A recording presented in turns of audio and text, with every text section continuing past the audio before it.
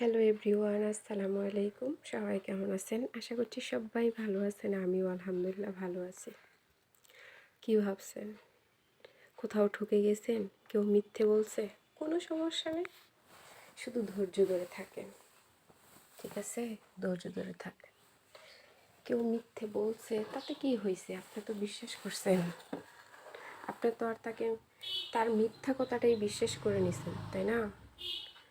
So দায়িত্বটা ওর, যে মিথ্যে বলছে। ঠিক আছে, তাতে আপনার কোনো প্রবলেম নাই। আপনি না হয় ক্ষণিকের জন্য একটু কষ্ট পাইছেন, বা মানুষকে দ্বিতীয়বার বিশ্বাস করতে গেলে একটু বুঝে শুনেই করবেন।